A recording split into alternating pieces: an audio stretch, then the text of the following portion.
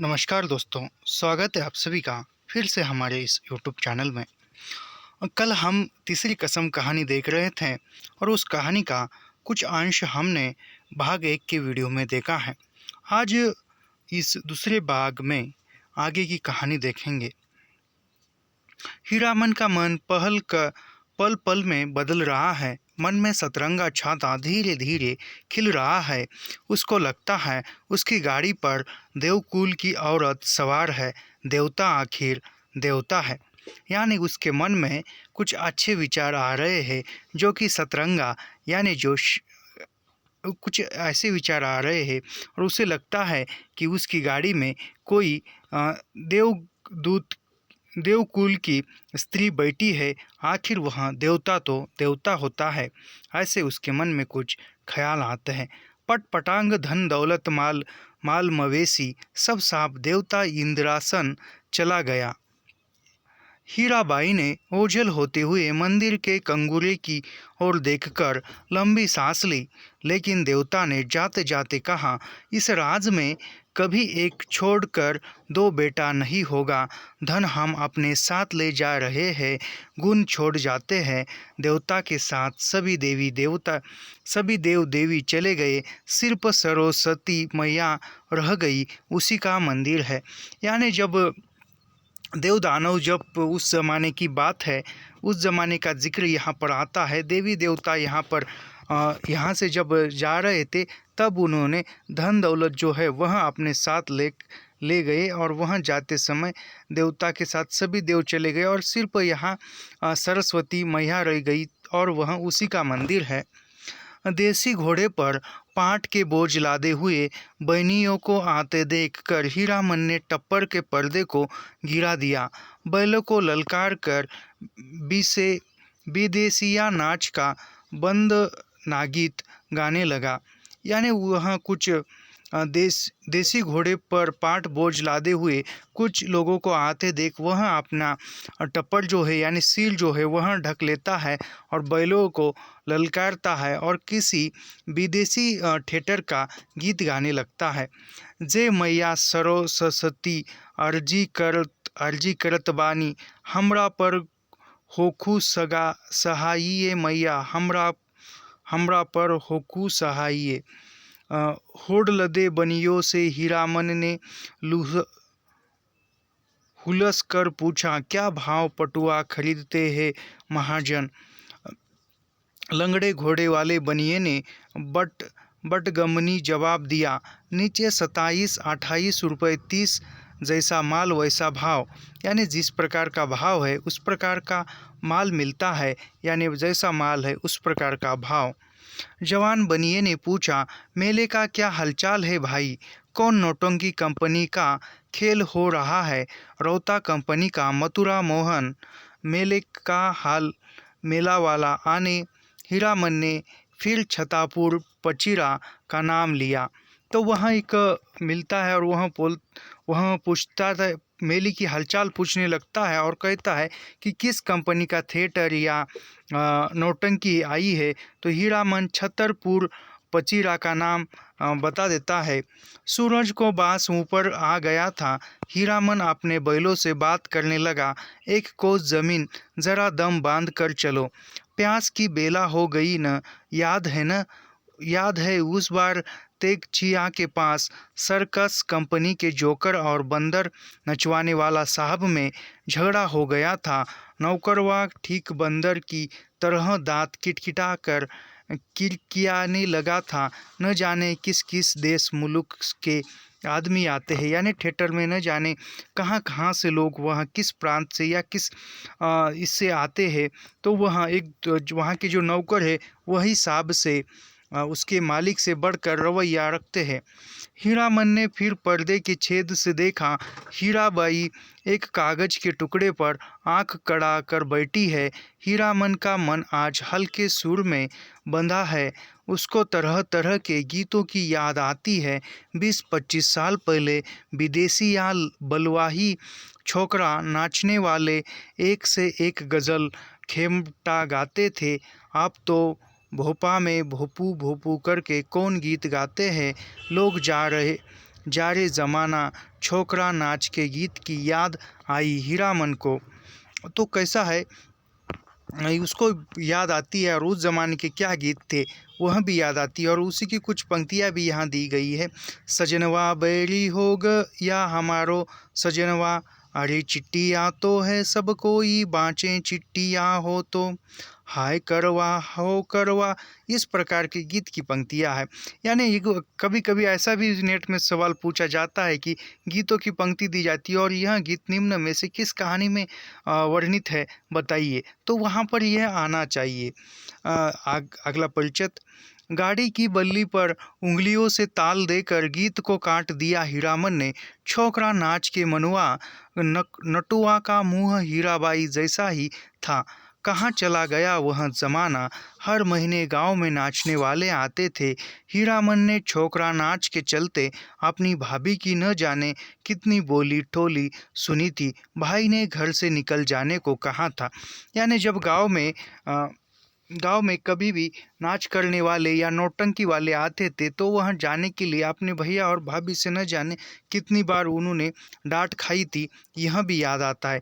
आज हीरामन पर माँ सरस्वती सहाय है, लगता है हीराबाई बोली, वहाँ कितना बढ़िया गाते हो तुम। हीरामन का मुंह लाल हो गया, वह सिर नीचा करके हंसने लगा।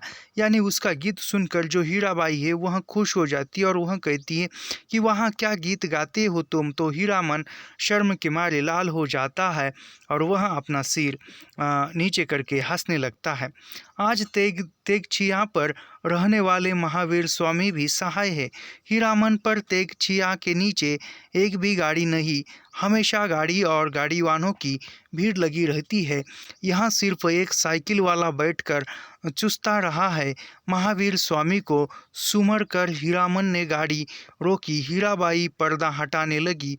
हीरामन ने पहली बार आंखों से बात की हीराबाई से। साइकिल वाला इधर ही टकटकी लगाकर देख रहा है। यानी वहाँ एक स्थान है जो महावीर स्वामी का है और वहाँ पर हमेशा बैलगाड़ी जो है वह बहुत सारे गाड़ी वाला अपनी गाड़ी खड़ी करते हैं, लेकिन आज वहाँ पर कोई गाड़ी नहीं है, सिर्फ एक साइकिल वाला है। तभी वह गाड़ी रोकता है और हीराबाई की तरफ देखकर यानी कुछ आंखों से संवाद हुआ ऐसा उसे महसूस होता है। तब वहाँ वो साइकिल वाला है, वहाँ कुछ एक टक्की लगाकर इनकी तरफ देखता है। बैलों को खोलने के पहले बांस की टिकटी लगाकर गाड़ी को टिका दिया। फिर साइकिल वाले की ओर बार बार घूरते हुए पूछा, कहाँ जाना है? मेला कहाँ से आ हो रहा है? बिशनपुर से, बस इतनी ही दूर में थसा कर थक गए, जा रे जवानी। यानी वह बैलों को छोड़ता है और वह साइकिल वाली की तरफ घूरते हुए देखते हुए पूछता है कि कहाँ जाना है? तो मेला, वह उत्तर देता है मेला। और वह बोलता है कहाँ से आ रहे हो? तो वह हीरामन कहता है बिशनपुर से। तो वह कहता है वहाँ रे तुम्हारी जवानी, यहाँ से आ रहे हो और इतनी जल्दी तुम थक गए हो। साइकिल वाला दुबला पतला नौजवान मिनमिना कर कुछ बोला और बीड़ी सुलगाकर उठ खड़ा हुआ। हीरामन दुनिया भर की निगाह से बचाकर रखना चाहता है हीराबाई को। उसने चारों ओर नज़र दौड़ कर देख लिया, कहीं कोई गाड़ी या घोड़ा नहीं। यानी चारों तरफ देखता है, वह उसके मन में ख्याल आता है कि मेरे गाड़ी पर या मेरी गाड़ी में जो सवारी है हीराबाई की, उसकी तरफ कोई न देखे, इसलिए वह बार बार यहाँ वहाँ देखने लगता है, हमारे आसपास कोई न हो, इस बात की खबर रखने के लिए। कजरी नदी की दुबली पतली धारा तेगछिया के पास आकर पूरब की ओर मुड़ गई है। हीराबाई पानी में बैठी हुई भैंसों और उसकी पीठ पर बैठे हुए बगुलों को देखती रही है। यानी जो अभी तीसरी कसम कहानी में जो नदी का नाम है वह कजरी नदी है। यह बात याद रखिए सब लोग, क्योंकि अभी आजकल कौन सा भी प्रश्न रचना के अंदर से पूछा जा रहा है तो तीसरी कसम कहानी में कजरी नदी का जिक्र हुआ है। और उस नदी में जो भैंसे हैं, उस भैंसों के पीठ पर जो बगुले बैठे हैं वह हीराबाई देख रही है। हीरामन बोला, जाइए घाट पर मुंह हाथ धो आइए। हीराबाई गाड़ी से नीचे उतरी। हीरामन का कलीजा धड़क उड़ा। नहीं, पाँव सीधे हैं, टेढ़े नहीं। लेकिन तलुआ इतना लाल क्यों है। हीराबाई घाट की ओर चली गई।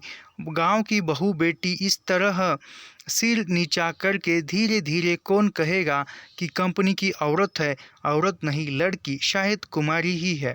यानी हीरामन सोच रहा है कि अभी इस पर किसी की नज़र न पड़े, तो वह जब हाथ पांव धोने के लिए नदी की तरफ पड़ती है तो वह देखता है और वह कहता है इसके तो पांव सीधे हैं, उल्टे नहीं है, लेकिन उसके पांव का जो तलवा है वह इतना लाल क्यों।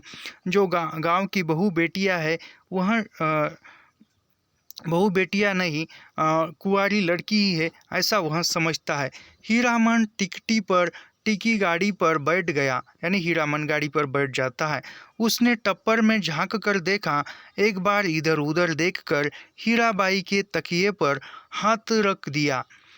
फिर तकिए पर केहूनी डालकर सूखता गया। खुशबू उसकी देह में समा गई। तकिए के गिलाफ पर कड़े फूलों को उंगलियों से छूकर उसने सूंघा। हाय रे हाय, इतनी सुगंध हीरामन को लगा। एक साथ 5 नीलम गांजा फूंक कर वह उठा है। हीराबाई के छोटे आईने में उसने अपना मुंह देखा। आंखें उसकी इतनी लाल क्यों हैं। यानी यहाँ पर हीराबाई जो है वह नदी के तरफ घाट से उतरकर हाथ पांव धोने के लिए गई है। तब हीरामन गाड़ी पर बैठकर उसकी जो बैठने की गद्दी है उस पर हाथ लगाता है और वहाँ की जो सुगंधित पदार्थ है उसको देखता है। और फिर उसका जो दर्पण है हीराबाई का मुंह देखने का वह देखता है। तब उसे पता चलता है कि मेरी आंखें इतनी लाल क्यों हैं। हीराबाई लौट कर आई तो उसने हंसकर कहा, आप गाड़ी का पहरा दीजिए, मैं आता हूँ तुरंत। तो वह कहता है, हीराबाई आती है और हीराबाई को कहता है आप तुम गाड़ी पर ध्यान दो, मैं तुरंत आता हूँ।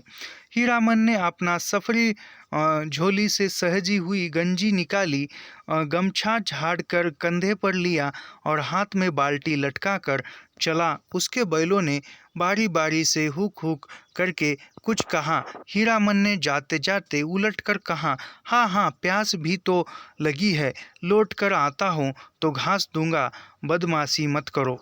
यानी वह जा रहा है। तब वह उसके बैलों की तरफ देखकर वह कहता है कि बदमाशी मत करो, मैं लौट कर आता हूँ और आने के बाद मैं तुमको घास देता हूँ या चारा देता हूँ। बैलों ने कान हिलाए। यह सुनकर बैलों ने कान हिलाए। नहा धोकर कब लौटा हीरामन, हीराबाई को नहीं मालूम। कजरी की धारा को देखते देखते उसकी आंखों में रात की उचटी हुई नींद लौट आई थी। हीरामन पास के गांव से जलपान के लिए दही चूड़ा चीनी ले आया है।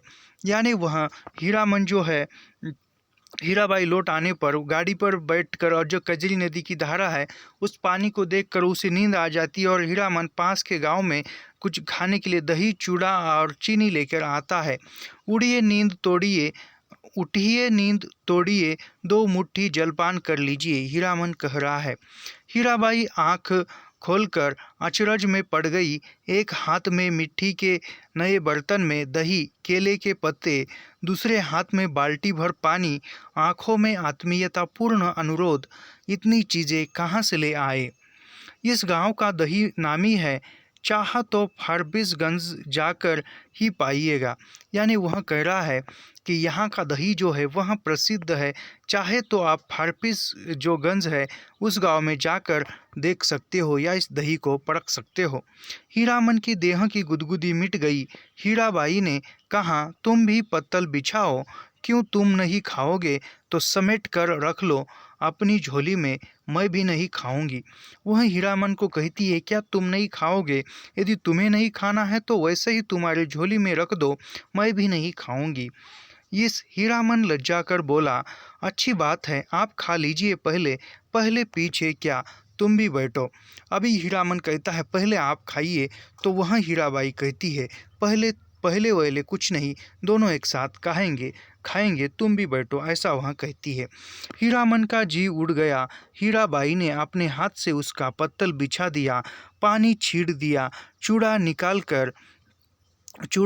कर दिया। हिस धन है हीरामन के ने देखा भगवती मैया भोग लगा रही है।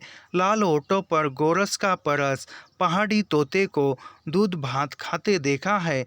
दिन ढल गया, यानी वह खाना खा रहे हैं। इतना ही नहीं, हीराबाई ने खुद अपने हाथों से उसको पत्थर पर जो केले का पत्ता था उस पर खाना परोसा है, यानी जो चूड़ा दही जो कुछ भी है वह परोसा है, यानी कुछ देवी उसको परोस रही है, ऐसा उसे लग रहा है। टप्पर में सोई हीराबाई और जमीन पर दरी बिछाकर सोए हीरामन की नींद एक ही साथ खुली। मेले की ओर जाने वाली गाड़ियां तेग तेग छिया के पास रुकी है। बच्चे कच्चर पच्चर कर रहे हैं, यानी उन दोनों की नींद एक साथ खुल जाती है और वहाँ पर जो है अन्य गाड़ियाँ भी आज आकर वहाँ पर रुकी है और बच्चे यहाँ वहाँ देख रहे हैं। हीरामन हड़बड़ा कर उठा, टप्पर के अंदर झांक कर इशारे से कहा, यानी जो गाड़ी की जो डोली है उसके अंदर झांक कर इशारे से कहा। दिन ढल गया। गाड़ी में बैलों को जोतते समय उसने गाड़ी वालों के सवालों को कोई जवाब नहीं दिया। गाड़ी हाँकते हुए बोला, सिरपुर बाजार के सिप पिताल की डाग डगिनी है, रोगी देखने जा रही है। पास की कुड़मागाम।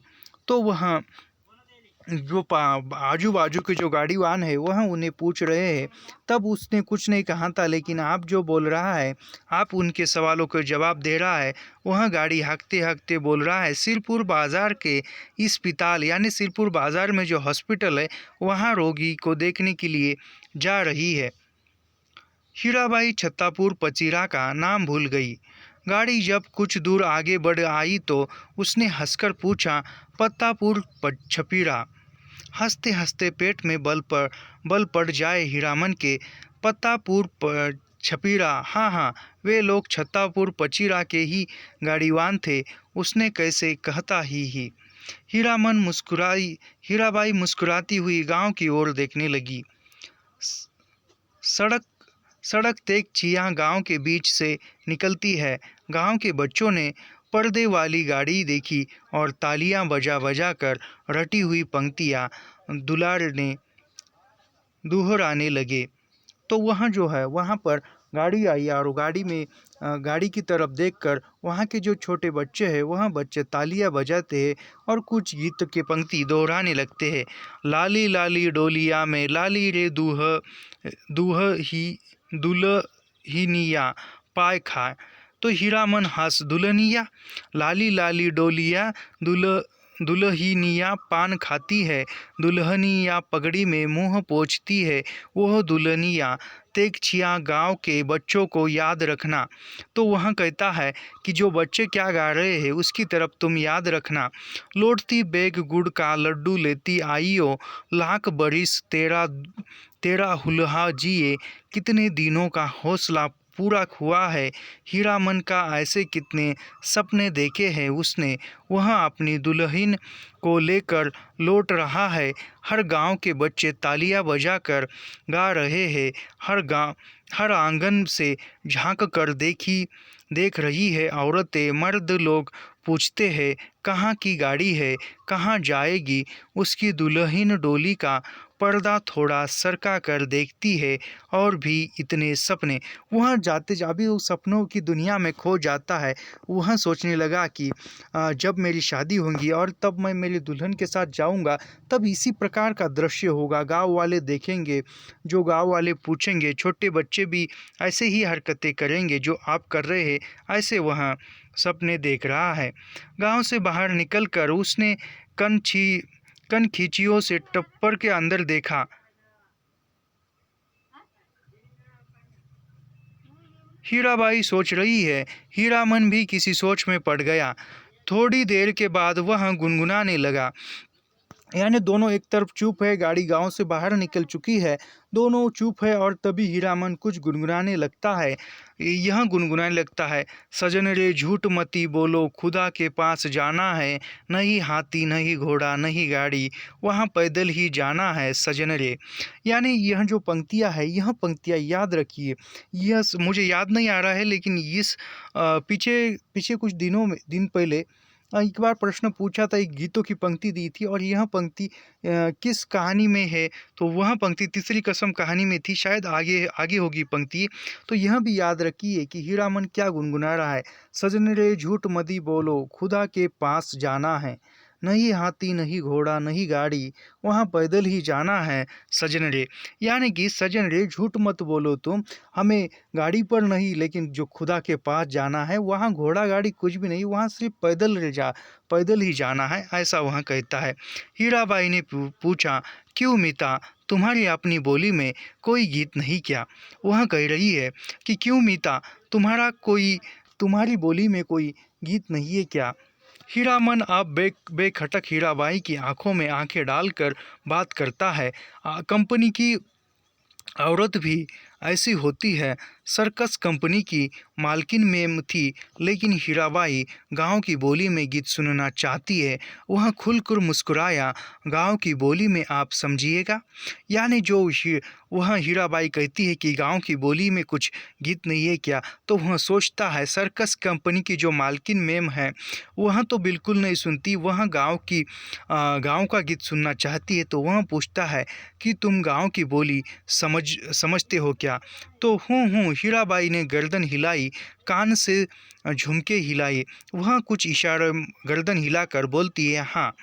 हीरामन कुछ देर तक बैलों को हाँकता रहा, चुपचाप फिर बोला, गीत जरूर ही सुनेगा, नहीं मानिएगा। इतना शौक गाँव का गीत सुनने का है, आपको तब लीक छोड़ानी होगी। चालू रास्ते में कैसे गीत गा सकता है कोई?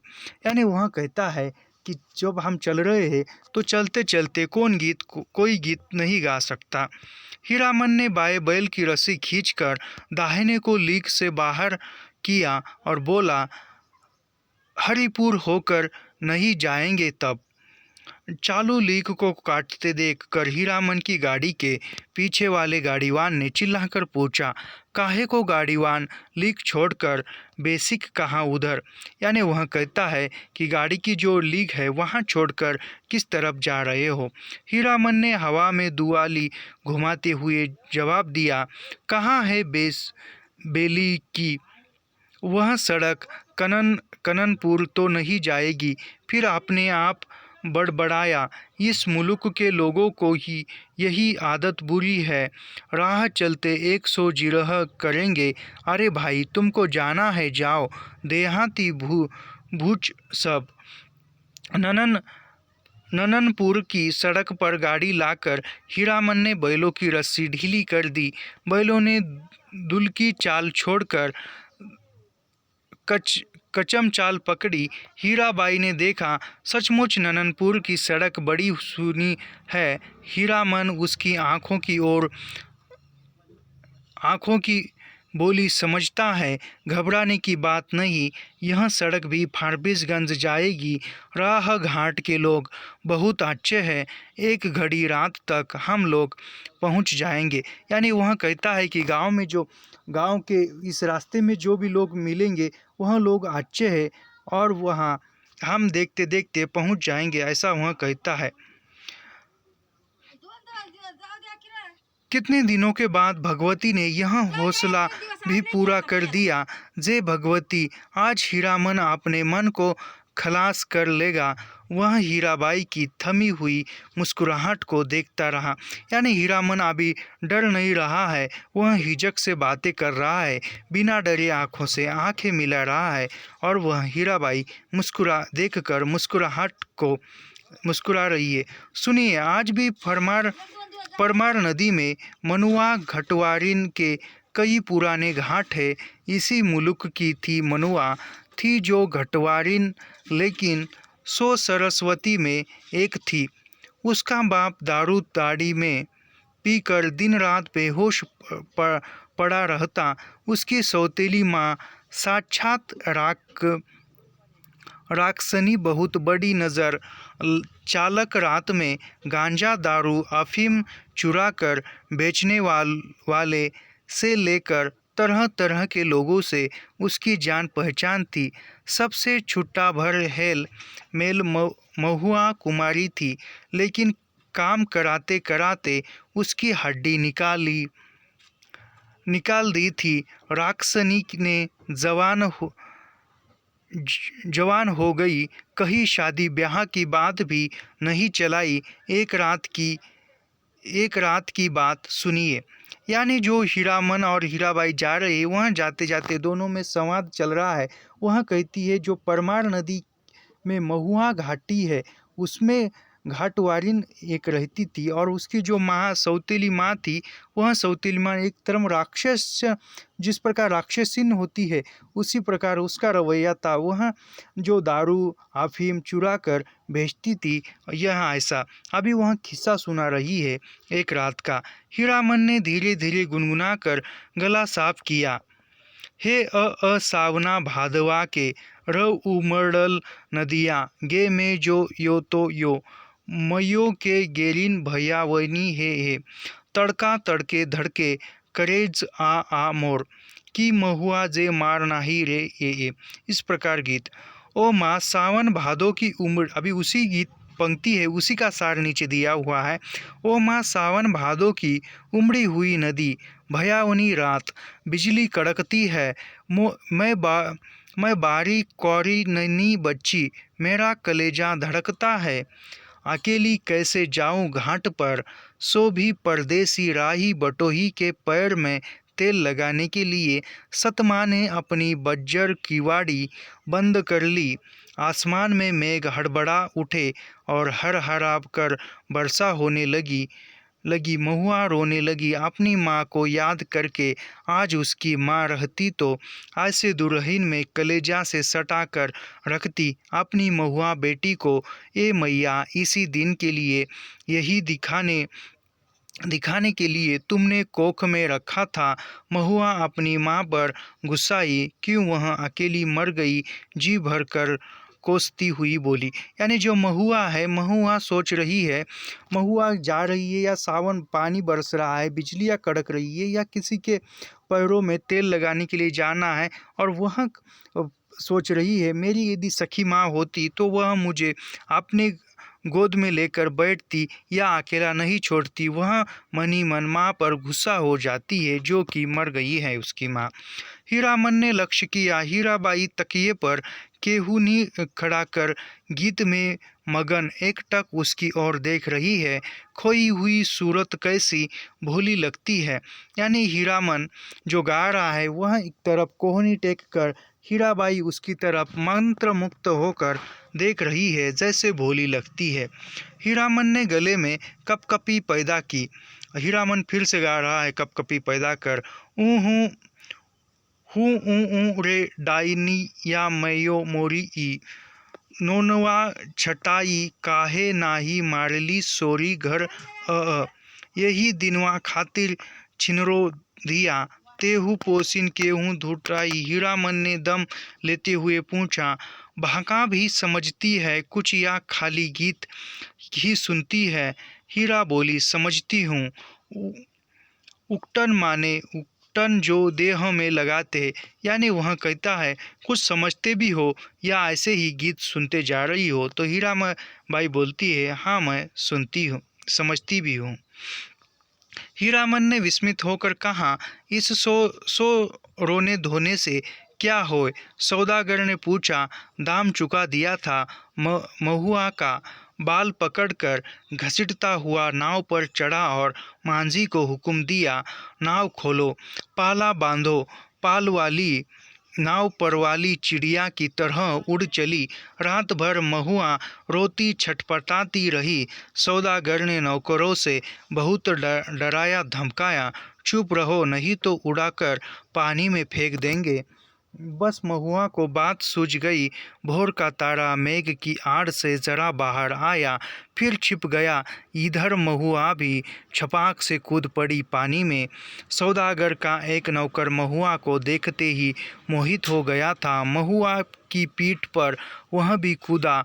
उल्टी धारा में तैरना खेल नहीं सो भरी नदी भादों की नदी में महुआ आसम घटवारिन की बेटी थी। मछली भी भला थकती है पानी में, सफरी मछली जैसी फरफराती पानी चीरती भागी चली जा रही है। और उसके पीछे सौदागर का नौकर पुकार पुकार कर कहता है, महुआ जरा थमो, तुमको पकड़ने नहीं आ रहा, तुम्हारा साथी हूँ, जिंदगी भर साथ रहेंगे हम लोग। लेके जो सौदागर है, सौदागर उसको खरीद कर नाव में बिठा कर ले जाता है।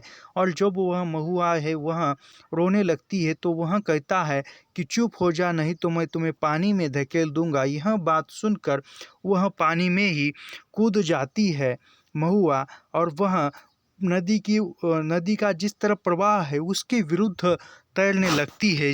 जिस प्रकार मछली तो थक जाएगी लेकिन वह थकती नहीं है। तभी वह उसका एक नौकर है सौदागर का, वह नौकर भी नदी के पानी में महुआ के पीछे कूद जाता है और वह भी तैरते हुए आवाज़ देता है कि रुको, मैं तुम्हारा साथी हूँ, मैं तुम्हें जिंदगी भर साथ रहूँगा तुम्हारे, ऐसा वह कहता है। हीरामन का बहुत प्रिय गीत है यह महुआ घटवारिन गाते समय। उसके सामने सावन भादों की नदी उमड़ने लगती है। अमावस्या की रात और घने बादलों में रह रहकर बिजली चमक उठी है।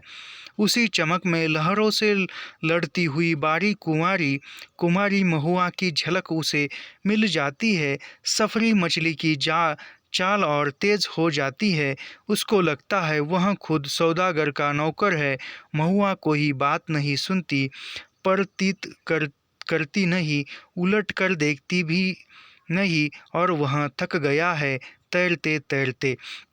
यानी हीरामन का गीत प्रिय है, उसको अच्छा लगता है हीराबाई को। लेकिन वह जो है वह महुआ जो है वह तैरते ही रहती है, और उसका जो सौदागर का जो नौकर है वह तैर तैर कर थक जाता है, लेकिन उसकी बात वह सुनती ही नहीं। इस बार लगता है महुआ ने अपने को पकड़ा दिया, खुद ही पकड़ में आ गई है। उसने महुआ को छू लिया है, पा लिया है, उसकी थकन दूर हो गई है। 15-20 साल तक उमड़ी हुई नदी उल्टी धार में तैरते हुए उसके मन को किनारा मिल गया है। आनंद के आंसू कोई भी रोक नहीं मानते। यानी इस बार जो है उसे लग रहा है कि महुआ मिल गई है या पकड़ लिया है। अब वह ये उसकी खुशी की जो बात है वह खुशी उसे महसूस हो रही है। यानी विरह से बाद मिलन की खुशी जो होती है वह खुशी महसूस हो रही है। उसने हीराबाई से अपनी गीली आंखें चुराने की कोशिश की। यानी वह गीत गाते गाते या कथा सुनाते सुनाते उसकी आंखों में आंसू आ रहे हैं, और वह आंसू हीराबाई से वह छुपा रहा है। किंतु हीरा तो उसके मन में बैठी न जाने कब से सब कुछ देख रही थी। हीरामन ने अपनी कांपती हुई बोली को काबू में लाकर बैलों को झिड़की दी। इस गीत में न जाने क्या है कि सुनते ही दोनों थसथसा जाते हैं। लगता है सो मन बोझ लाद दिया किसी ने। यानी वह गीत सुनकर दोनों भी एक प्रकार रुआसी हो जाते हैं, और दोनों भी ध्यान में एक स्तब्ध हो जाते हैं जैसा किसी ने इन दोनों के ऊपर कोई बोझ रखा हो। हीराबाई लंबी सांस लेती है। हीरामन के अंग अंग में उमंग सा समा जाती है। तुम तो उस्ताद हो मीत। यानी वह कहती है तुम तो गाने में उस्ताद हो मीत। आसीन कार्तिक का सूरज दो बास दिन रहते ही कुमला जाता है। सूरज डूबने से पहले ही नन्ननपुर पहुंचना है। हीरामन अपने बैलों को समझा रहा है, कदम खोलकर और कलेजा बांध कर चलो, ए छी छी बड़के भैया ले ये। यानी वह बैलों को समझा रहा है कि रात होने तक हमें कन्ननपुर पहुंचना है, तुम जरा चलो। नन्ननपुर तक वह अपने बैलों को ललकारता रहा। हर ललकारता के पहले वह अपने बैलों को बीती हुई बातों की यादें दिलाता। याद नहीं चौधरी की बेटी की बारात में कितनी गाड़ियाँ थी, सबको कैसे मात किया था। हाँ, वह कदम निकालो, ले किन्ननपुर से फारबिसगंज 3 कोस 2 घंटे और। यानी वह बैलों को बीते बातें याद दिलाता है। वह कहता है कि जब हम दुल्हन की डोली ले जा रहे थे तब तुमने तो 2 घंटे में इतना सफ़र पूरा किया था, आप भी चलो। नननपुर के हाट पर आजकल चाय भी बिकने लगी है। हीरामन अपने अपने लोटे में चाय भर कर ले आया। कंपनी की औरत जानता है वह सारा दिन घड़ी घड़ी भर में चाय पीती रहती है। चाय है या जान, यानी वह वहाँ पर चाय मिलती है और वह लोटे में चाय लाता है और वह जानता है कि कंपनी की जो औरत है, जो थिएटर की जो औरत है, वह दिन भर चाय पीती है, मानो चाय उसके लिए कोई जान है। उस प्रकार हीरा हंसते हंसते लोटपोट हो रही है। अरे तुमसे किसने कह दिया कि कौरे आदमी को चाय नहीं पीनी चाहिए? वह कहता हीराबाई हंसती है और वह कहती है कि तुम्हें किसने कहा कि कौरे आदमी को चाय नहीं पीनी चाहिए? हीरामन लज्जा गया, यानी हीरामन शर्माता है। क्या बोले वह? लाज की बात। लेकिन वह भोग चुका है एक बार। सर्कस कंपनी की मैम के हाथ की चाय पीकर उसने देख लिया है, बड़ी गर्म तासीर।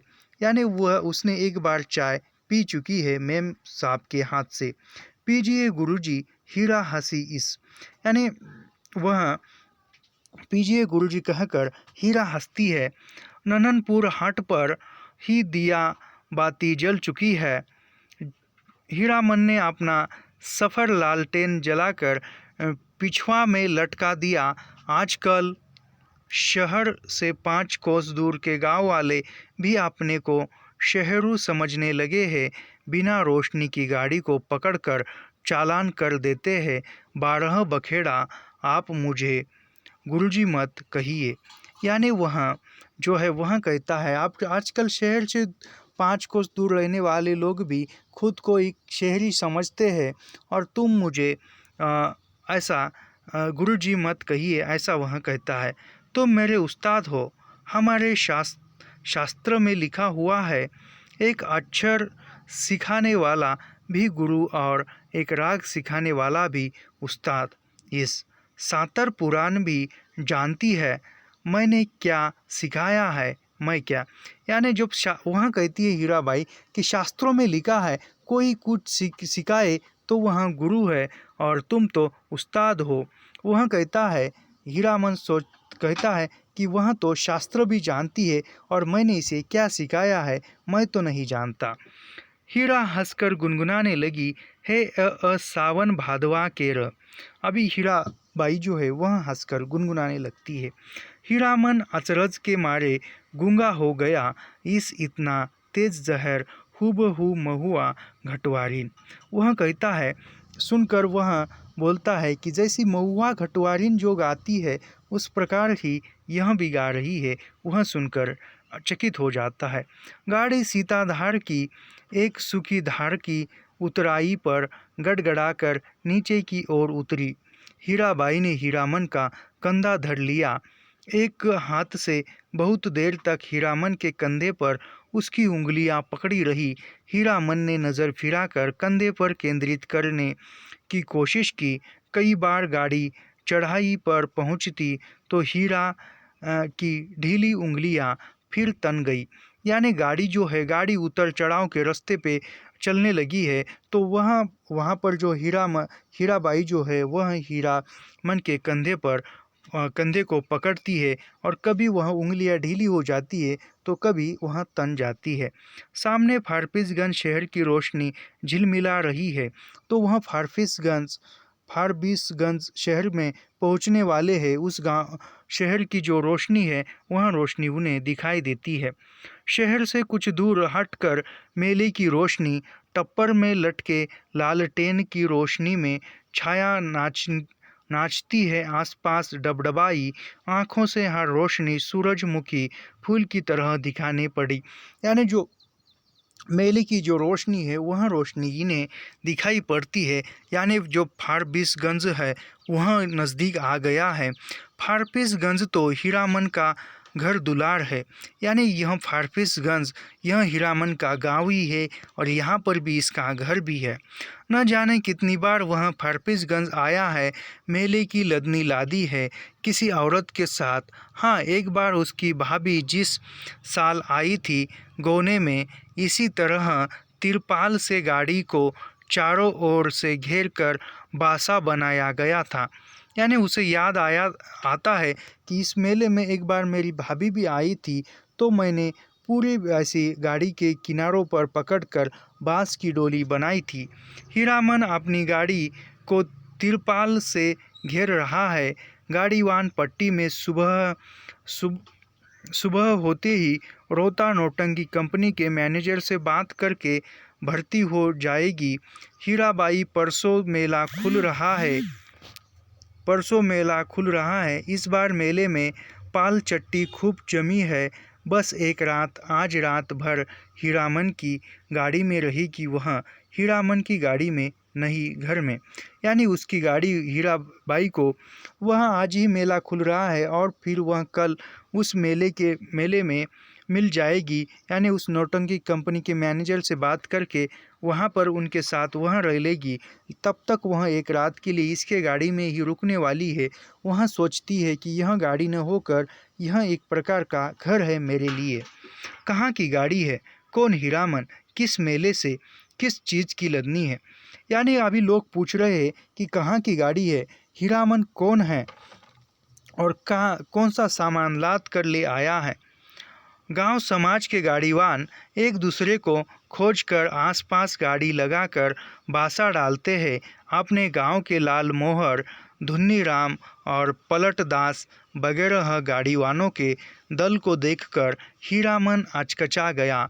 उधर पलटन दास टप्पर में झांककर भटका, मानो बाघ पर नज़र पड़ गई। हीरामन ने इशारे से सभी को चुप किया, फिर गाड़ी की ओर अनखी मारकर फुसफुसाया, चुप, कंपनी की औरतें हैं, नौटंकी कंपनी की। यानी हीरामन क्या है गाड़ी में वह बताता है कंपनी की, तो वह जो अन्य है वह कंपनी की औरतें हैं। सुनकर चौंक जाते हैं। एक नहीं, आप चार हीरामन। चारों ने अचरज से एक दूसरे को देखा। कंपनी की नाम में कितना असर है। हीरामन ने लक्ष्य किया, तीनों एक साथ सटक दम हो गए। लाल मोहन ने जरा दूर हटकर बतियाने की इच्छा प्रकट की। इशारे से ही हीरामन ने टप्पर की ओर मुंह करके कहा, होटल तो नहीं खुला होगा, कोई हलवाई के यहाँ से पक्की ले आओ। हीरामन, जरा इधर सुनो, मैं कुछ नहीं खाऊंगी, अभी लो तुम खा जाओ। वह कहता है कि हीरामन कहता है कि मैं कुछ खाने के लिए लाता हूँ, तो वह अंदर से हीराबाई आवाज़ देती है कि मैं कुछ नहीं खाऊंगी, तुम ही खा लो। तो यह कहानी ज़्यादा लंबी है, तो आगे की कहानी हम तीसरे भाग में देखते हैं। तो दूसरे भाग में भी यह कहानी हमारी पूरी न हो चुकी, तो आगे के भाग में इससे आगे की कहानी हम देखेंगे। मिलते हैं अगले वीडियो में। धन्यवाद। ऐसे ही नेट सेट तथा JRF की हिंदी साहित्य से पढ़ाई करने के लिए हमारे चैनल को सब्सक्राइब कीजिए, लाइक कीजिए और शेयर करना मत भूलिए। मिलते हैं अगली वीडियो में। धन्यवाद।